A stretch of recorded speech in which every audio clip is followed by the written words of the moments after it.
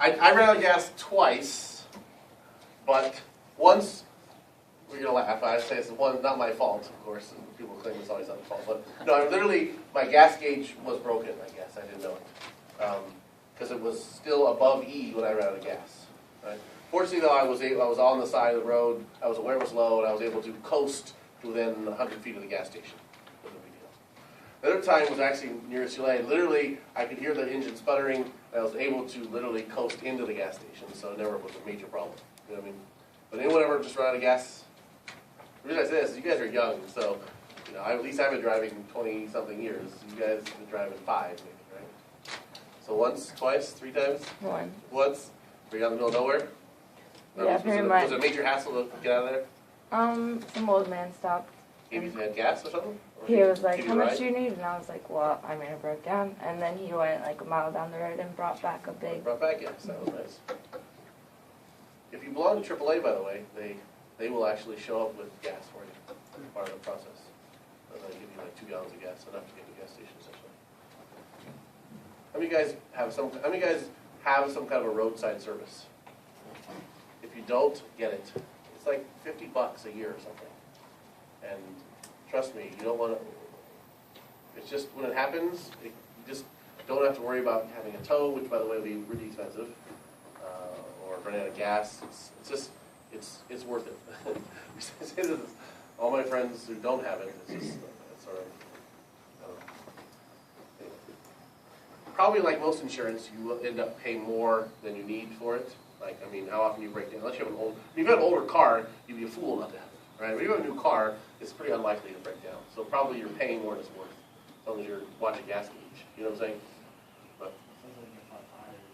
it happens. It does. I'm just saying. But the reality is that, I mean, well, I guess if you know how and can change a flat tire, then that's not a big deal.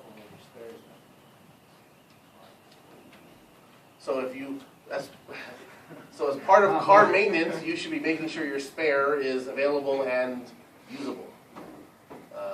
Obviously, some people don't do these things. Yeah. So this goes back to what I'm trying to say. If you aren't going to have AAA, then you had better be a little more careful about these things. You know what I'm saying?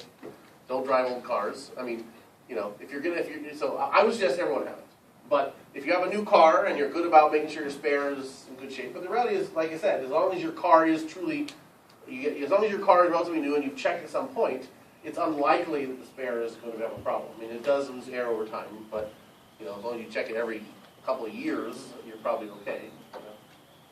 Anyway, but we should. I mean, I don't know. Don't you find it aggravating when you see some guy on the road, you know, and you're going to be stuck in traffic for another half an hour, and that piss you off, kind of? And if you found out the reason was because the guy ran out of gas, his car stalled in the middle of the freeway, would that make you mad? No? You don't think they should be penalized for that? If you knew there was going to be a $50,000 fine for running out of gas in the middle of the freeway, would you take a chance? No. Right? So you're okay taking a chance because you're like, worst case scenario, I have to call a buddy. It'll waste a half an hour. I mean, it'll kind of suck, but, you know, big deal. Who cares if I just waste half an hour of everyone else? That's their problem. No? Well, then what about the people who aren't in the accident, but something's way on the side of the road, but just slow down really slow to look at it? Oh, I think looky-loos are a nightmare. Yeah, for sure. Traffic, when you have accidents, a lot of times just doesn't have to be the time you waste isn't nearly as bad as it has to be. Yeah. It's because of all these bozos slowing down to watch it. I mean, like, how many accidents do you have to see before? I mean, you know, that's one thing if someone's dead on the road, their arms are like this. I mean, maybe that's interesting to watch. I don't know. But really, what are you seeing? You're seeing a car that's kind of dented in, and people standing around looking not very happy. You know, I mean, how many accident scenes do you have to see I mean, you know. Have you guys ever listened to, he's now dead, George Carlin, or listened to the comedian George Carlin? He's old by your standards now, and he is dead, so I don't know, that makes him obsolete a little. But he had this one sort of skit where he talked about, you know, he was kind of an anti-establishment kind of guy, so he loved to do the opposite of what you'd expect, you know. So he had one sort of routine where he talked about how, you know, accidents. I love to watch accidents. I love to see other people's pain and misery. I'm stopping. I don't care. I'm going to park my car sideways so it can't get screwed. You know. Anyway, yeah. I mean, look, it's natural to look, but can't you kind of glance? Do you have to study it in detail at 3 miles an hour? I mean, can't you just sort of keep moving and take a peek? I mean, it's like, literally, it's like, what's really annoying is when, there's a guy in front of you, and he's basically stopped. There's no one in front of him. The guy in front of him stopped looking, already. So he's taking his turn to look. He stopped in front of you, basically, staring at this thing, and you see there's nothing else out there. It's, like, dude, come on, like, really? I mean, every person then has to do this as you go back. So you give them a little honk. Yeah, well, that doesn't do it. But the damage is already done, right, by the time this happens. I mean, the ultimate of it, of course, is when the accident's on one side of the freeway and the other side has got a major holdup in traffic.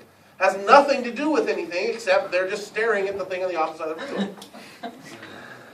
And of course, because on the other side of the freeway, you can't even see it very well, so you got to stop even longer to get a good look.